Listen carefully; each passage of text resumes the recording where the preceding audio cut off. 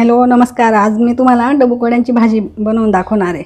डबूक वड्यांच्या भाजीला बनवण्यासाठी आपण इथे मी कांदा आणि खोबरं भाजून घेतलेलं आहे। कांदा खोबरं गरम मसाला आता आपण हे मिक्सरमधून दळून घेऊ। मिक्सर में बारीक करून घ्यायचं आहे।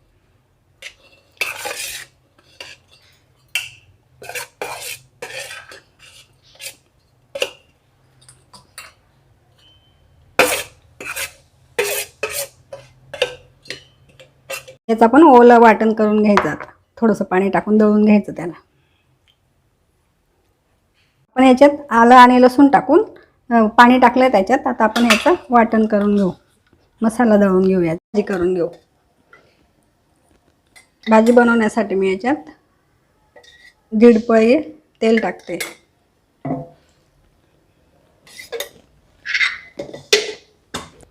आता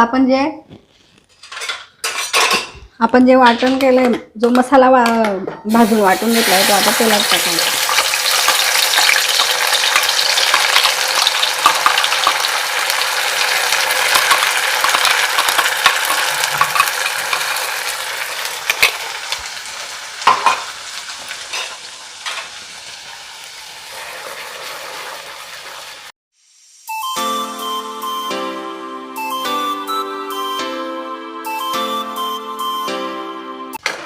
याला छान असं थोडंसं तेलामध्ये भाजून घ्यायचं परत।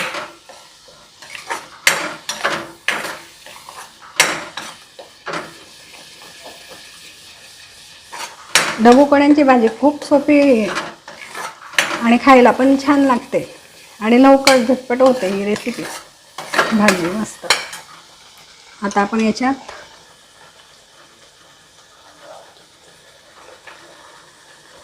आपण आता लाल मिरची टाकू। लाल मिरची पावडर टाकली 1.5 चमचा। हळद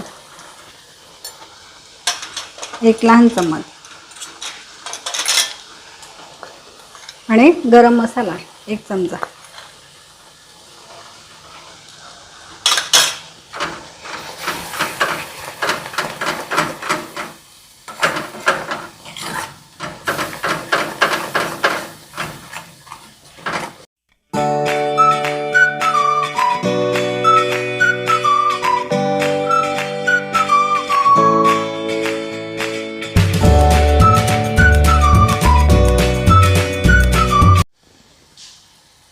मीठ टाकायचं आहे थोडं।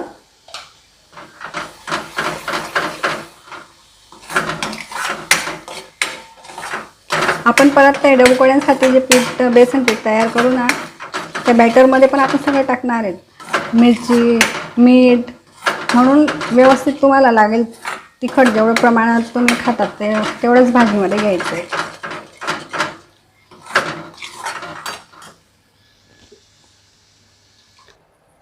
आता आपण हे भाजीसाठी डबूक वड्यांचं बॅटर तयार करून घेऊ। पिठाचं बेसन पीठ आहे हे 1 वाटी।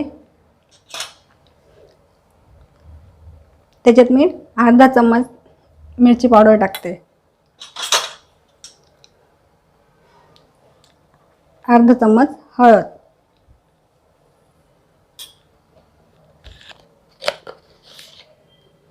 आणि थोडंसं नमक चवीनुसार।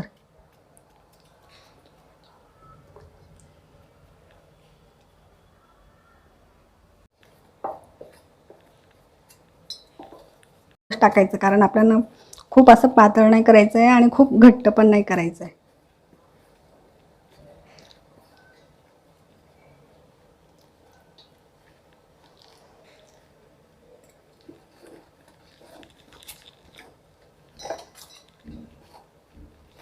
A few moments later. हे आपलं बॅटर तयार आहे आणि इकडे आपल्या भाजीला पण उकळी आली आहे।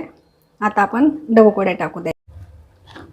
हे बघा, असं पीठ घ्यायचं हातात आणि असं छोटे छोटे असे गोल गोळे करायचे आणि असे टाकायचे। हे बघा, भाजीला उकळी आल्यावरच टाकायचं, नाहीतर मग ते पिठलंच होऊन जाईल तुमचं।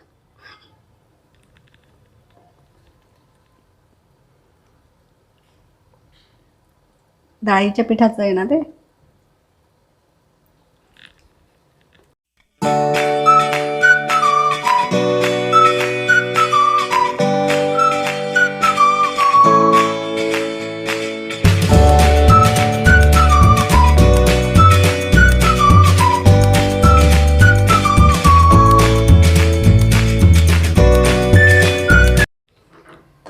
हे पहा आपण इथे असे आता डबकोड्या टाकल्यात, उकळी आले त्या टाकल्या ना म्हणून हे पहा छान अशा झाल्यात. आता यांना आपण 10 मिनटं असंच राहू द्यायचं आहे. मंद आचेवर गॅस कमी करून द्यायचा आणि त्यांना असंच उकळी येऊ द्यायची 10 मिनटं. नंतर मग आपली भाजी तयार होईल. ही बघा आपली डबुकड्यांची भाजी तयार झाली. तुम्ही पण करून बघा आणि तुमच्या मित्रमैत्रिणींना शेअर करा कशी झाली. त्यांना पण नवीन भाजी खायला मिळेल. आणि मला लाईक करा, शेअर करा, कमेंटमध्ये सांगा की कशी झाली भाजी.